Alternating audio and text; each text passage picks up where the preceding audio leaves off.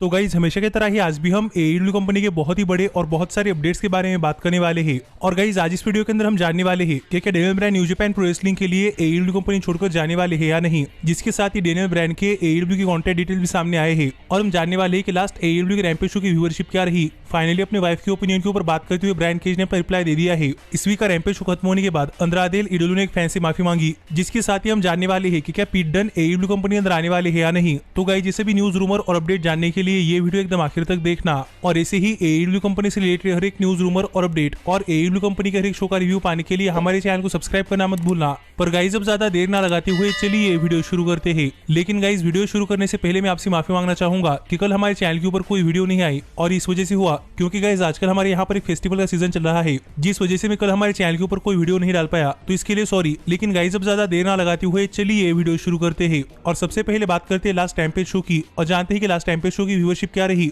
तो गाइस अगर आपने हमारे चैनल के ऊपर लास्ट रैम्पेज शो का रिव्यू वीडियो देखा है तो आपको पता होगा कि गाइस लास्ट रैम्पेज शो एक अच्छा खासा रैम्पेज शो था, जिस रैम्पेज शो के ऊपर हमें अंद्रादे एल इडोलो और पाक के बीच में एक बहुत ही बढ़िया मैच देखने को मिला और इसके साथ ही हमें एईडब्ल्यू कंपनी विमेंस डिवीजन से एक ठीक ठाक मैच देखने को मिला था और हमें शो के ऊपर होम टाउन हीरो यानी कि जॉन मॉक्सली और ब्रायन पिलमो जूनियर भी देखने को मिले थे। पर गाइस इस सब के बाद अगर यहाँ पर हम बात करें लास्ट वीक के रैम्पेज शो की व्यूअरशिप की, तो गाइस लास्ट वीक के रैम्पेज शो की व्यूअरशिप लास्ट वीक के रैम्पेज शो के मुकाबले करीब 3.73% कम हो चुकी है और जहां पर लास्ट वीक के रैम्पेज शो को व्यूअरशिप मिली थी 696 के व्यूअर्स, तो यही इस वीक के रैम्पेज शो को व्यूअरशिप मिली है 670 के व्यूअर्स, जो देखा जाए तो काफी कम है और इसलिए भी हो सकता है क्योंकि इसके पहले के रैम्पेज शो कुछ बहुत ही बढ़िया रैम्पेज शो थे। लेकिन गाइस इसके बाद हमें रैम्पेज शो के ऊपर कुछ बहुत ही बड़ी बड़ी चीजें नहीं देखने को मिली, इसलिए प्रोबेबली हाल फिलहाल में रैम्पेज शो की व्यूअरशिप काफी कम हो रही है। और यहाँ पर ना सिर्फ रैम्पेज शो के ओवरऑल व्यूअरशिप के अंदर ड्रॉप है बल्कि 18 to 49 एज व्यूअरशिप के अंदर भी रैम्पेज शो की व्यूअरशिप में काफी बड़ा ड्रॉप है, क्योंकि इस वीक के रैम्पेज शो की 18 to 49 एज डेमोग्राफी की व्यूअरशिप लास्ट वीक के रैम्पेज शो के मुकाबले करीब 10% कम हो चुकी है और इस वीक 18 to 49 एज डेमोग्राफी के अंदर रैम्पेज शो की व्यूअरशिप रही 0.27 के व्यूअर्स, जो देखा जाए तो फिर एक बार काफी कम है।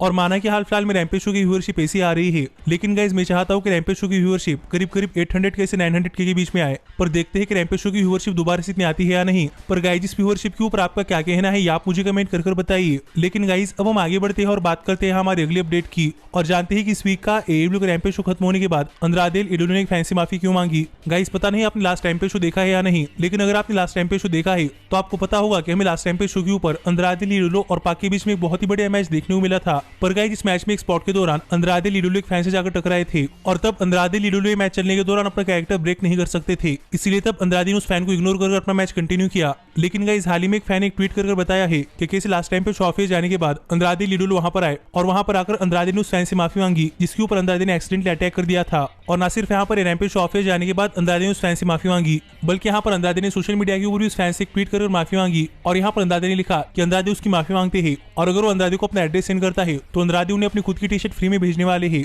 जो बातें कहकर यहाँ पर टेलीविजन से दूर हटकर अंद्रादे ने अपना कैरेक्टर ब्रेक कर फैन से माफी मांगी है, जो देखकर आप समझ सकते हैं कि अंद्रादे रियल लाइफ में कितने अच्छे इंसान है। और गाइस इसके ऊपर आपका क्या कहना है, आप मुझे कमेंट कर बताइए। पर गाइस जहां तक बात है मेरी, तो गाइस अंद्रादे के साइड देखकर मैं थोड़ा फॉर सरप्राइज हूँ, क्योंकि मैंने इसके पहले अंद्रादे को फैंस के लिए इतना केयर करते हुए नहीं देखा। पर गाइस अब हम आगे बढ़ते हैं और बात करते हैं हमारे अगले अपडेट की और जानते हैं कि ब्रायन केज की वाइफ के एईडब्ल्यू कंपनी को क्रिटिसाइज करने के बाद हाल फिलहाल में ब्रायन केज का इसके ऊपर क्या रिप्लाई आया है। तो गाइस अगर आपने हमारे चैनल के ऊपर 2 दिन पहले की वीडियो देखी है तो गाइस आपको पता होगा कि एईडब्ल्यू कंपनी के सुपरस्टार की वाइफ यानी कि ब्रायन केज की वाइफ ने एईडब्ल्यू कंपनी को क्रिटिसाइज कर दिया था और यहाँ पर ब्रायन केज की वाइफ का कहना था कि एईडब्ल्यू ब्रायन केज को अच्छी तरीके से इस्तेमाल नहीं कर रही और एईडब्ल्यू को ब्रायन केज को अच्छी तरीके से इस्तेमाल करना चाहिए था, जिसके ऊपर अब तक तो ब्रायन केज ने कोई कमेंट नहीं किया था। लेकिन इसके ऊपर मेरे क्या थॉट्स है ये जानने के लिए आप ऊपर आए हुए कार्ड के ऊपर क्लिक कर आप हमारी 2 दिन पहले की ये वीडियो देख सकते हैं, जिस वीडियो के अंदर भी हमने एईडब्ल्यू कंपनी के बहुत ही बड़े अपडेट्स के ऊपर बात की है। पर गाइस हाल ही में ब्रायन केज का इसके ऊपर रिप्लाई आ चुका है और यहाँ पर ब्रायन केज ने अपने सोशल मीडिया हैंडल्स के ऊपर एक ट्वीट करते हुए लिखा कि किसी को भी इस चीज से कोई फर्क नहीं पड़ना चाहिए कि लोग उनके बारे में क्या सोच रहे हैं, उन्हें जो सही लगता है उन्हें वो करना चाहिए, क्योंकि आगे चलकर उनके साथ चीजें अच्छी होगी। जो बातें हाल ही में ब्रायन केज ने अपने सोशल मीडिया हैंडल्स के ऊपर ट्वीट की है,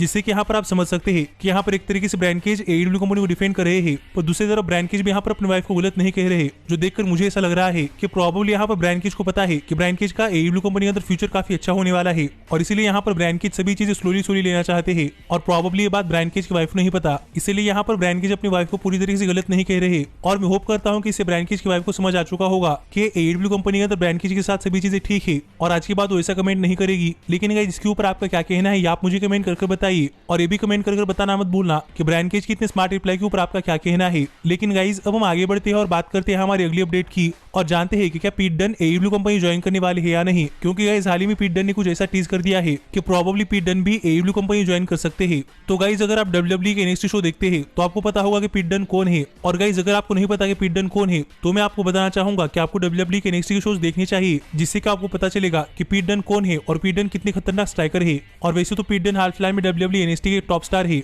पर गाइस हाल ही में पीट डन को लेकर अपडेट आई थी कि प्रोबेबली पीट डन का WWE के साथ कॉन्ट्रैक्ट खत्म होने वाला है और अब तक पीट डन ने WWE कंपनी के साथ कोई कॉन्ट्रैक्ट साइन नहीं किया। और गाइस यही सेम सिचुएशन AEW कंपनी के सुपरस्टार यानी कि एडम कोल के साथ थी और यहाँ पर एडम कोल का भी WWE के साथ कॉन्ट्रैक्ट खत्म होने का आया था और एडम कोल ने WWE के साथ रिसाइन ना कर AEW कंपनी ज्वाइन कर ली थी। पर गाइस अब एडम कोल के AEW कंपनी ज्वाइन करने के बाद हाल ही में पीट डन ने टीज कर दिया है कि प्रोबेबली पीट डन AEW कंपनी ज्वाइन कर सकते हैं, क्योंकि गाइस एडम कोल के AEW कंपनी ज्वाइन करने के बाद हाल ही में पीट डन ने अपने सोशल मीडिया हैंडल्स के ऊपर फोटो शेयर किया है जहां पर एडम कोल और पीट डन रेसल कर रहे हैं और इस फोटो कैप्शन के अंदर पीट डन ने लिखा प्रोबेबली बूम, जिससे कि आप यहाँ पर समझ सकते हैं कि पीट डन यहाँ पर हिंट कर रहे हैं कि प्रोबेबली पीट डन उनका WWE के साथ कॉन्ट्रैक्ट खत्म होने के बाद AEW कंपनी ज्वाइन करने वाले हैं। क्योंकि गाइस वैसे भी हमने देखा है कि WWE के मेन रोस्टर के ऊपर NXT के सुपरस्टार्स को अच्छी तरीके से इस्तेमाल नहीं किया जा रहा और शायद इसीलिए ही एडम कोल ने भी WWE कंपनी छोड़ी है और एडम कोल और पीट डन के साइज में भी डिफरेंस नहीं है। तो देखना पड़ेगा कि क्या एडम कोल की WWE कंपनी छोड़कर जाने के बाद यहाँ पर पीट डन भी WWE कंपनी छोड़कर AEW कंपनी ज्वाइन करते हैं या नहीं। लेकिन गाइस आप मुझे कमेंट कर बताइए कि आपको क्या लगता है कि पीट डन को WWE कंपनी छोड़नी चाहिए या नहीं। लेकिन गाइस जहां तक बात है मेरी तो गाइस मैं तो यही चाहूंगा कि पीट डन WWE कंपनी छोड़कर AEW कंपनी के अंदर आए, पर इससे AEW कंपनी के अंदर बहुत सारे फॉर्मर WWE सुपरस्टार्स हो जाएंगे। इसीलिए मैं नहीं चाहता कि पीट डन WWE छोड़कर AEW कंपनी के अंदर आए, पर अगर पीट डन WWE छोड़कर AEW कंपनी के अंदर आते हैं तो ये भी अच्छी बात ही होगी।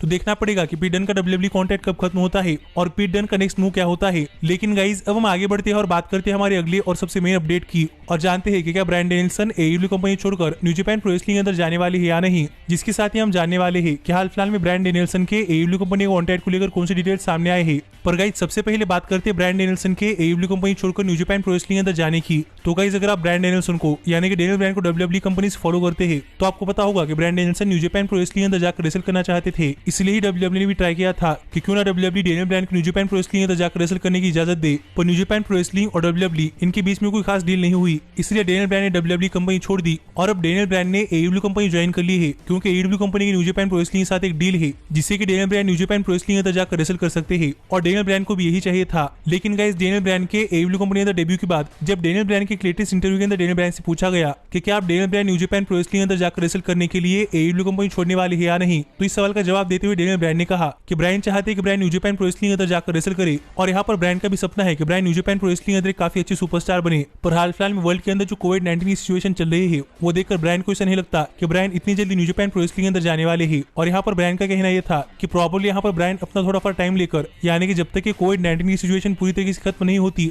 तब तक अपना टाइम लेकर और पूरी तरीके से तैयार होकर न्यू जापान प्रो रेसलिंग के अंदर जाए, क्योंकि ब्रायन हाल फिलहाल में कोई रिस्क नहीं लेना चाहते। जो बातें कहकर यहाँ पर डेनियल ब्रायन ने क्लियर कर दिया है कि डेनियल ब्रायन इतनी जल्दी न्यू जापान प्रो रेसलिंग के लिए AEW कंपनी को छोड़कर नहीं जाने वाली और जब तक कोविड-19 पूरी तरीके से खत्म नहीं होता तब तक Daniel Bryan continuously AEW company के साथ ही काम करने वाले हैं। जिस पर आपका क्या कहना है आप मुझे कमेंट कर बताइए। लेकिन गाइस ये बात मुझे बहुत पसंद आई है, क्योंकि जब तक कोविड-19 खत्म नहीं होता तब तक Daniel Bryan full time AEW company के लिए काम करने वाले हैं। तो अब देखना पड़ेगा कि डेनियल ब्रायन की AEW कंपनी के अंदर इतनी बढ़िया राइवलरी होती है। लेकिन गाइस हम लगे हाथ डेनियल ब्रायन के AEW कंपनी के साथ कॉन्ट्रैक्ट के बारे में बात कर लेते हैं और जानते हैं कि हाल फिलहाल में डेनियल ब्रायन के AEW कॉन्ट्रैक्ट को लेकर कौन कौन से डिटेल्स सामने आए हैं। तो गाइस मैंने आपको पहले ही कहा था कि डेनियल ब्रायन ने AEW कंपनी के साथ एक कॉन्ट्रैक्ट साइन कर लिया है। लेकिन गाइस अब हाल ही में रिवील हो चुका है कि डेनियल ब्रायन ने AEW कंपनी के साथ कितना लंबा कॉन्ट्रैक्ट साइन किया है। और गाइस ये जो रिपोर्ट सामने आई है रिपोर्ट हमें बताती है कि डेनियल ब्रायन ने AEW कंपनी के साथ करीब 3 साल का कॉन्ट्रैक्ट साइन किया है और अब डेनियल ब्रायन साल 2021 से लेकर साल 2024 तक AEW कंपनी के लिए काम करने वाले हैं। जो देखा जाए तो एक बहुत ही अच्छी बात है,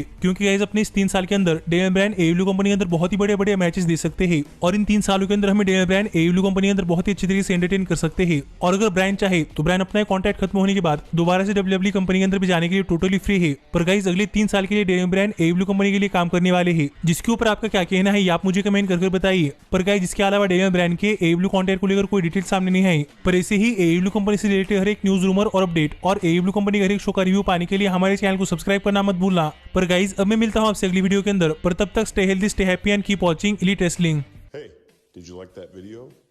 Click the screen for more.